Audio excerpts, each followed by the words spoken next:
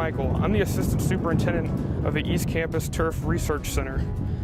We've been establishing a lot of different turf species over the last 2 years. We have as many as 3 warm season, 5 cool season turf grasses.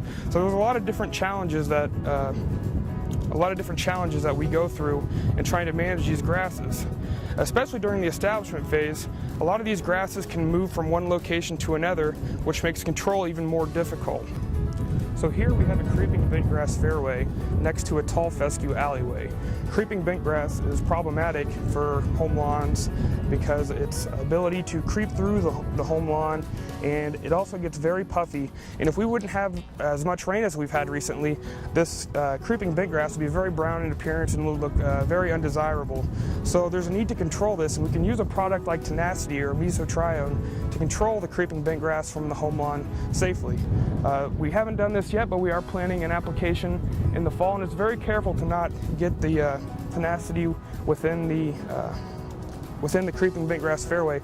So you have to be really careful when using this product to make sure you're applying it exactly where you want it to. So now we're on our low input fairway where we're trying to grow 3 different grass species right next to each other for one of our research studies. In this lawn demonstration we have buffalo grass, which is a warm season, and 2 other cool seasons, creeping bentgrass and Kentucky bluegrass.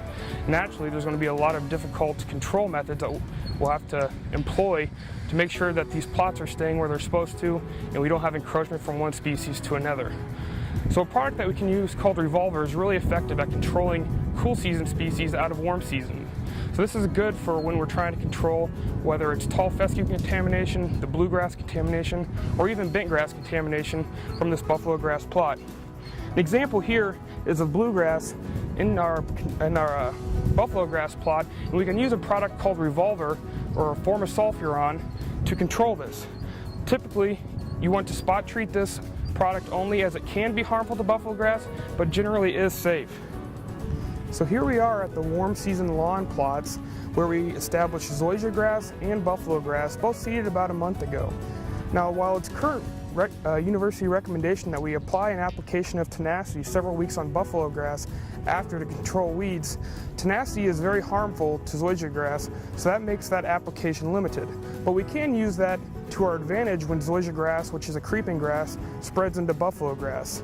So we can use that Tenacity to control zoysia grass. On the other hand, if we want to control weeds in a zoysia grass lawn, we may want to use a product like Square One, which contains carfentrazone ethyl and quinclorac.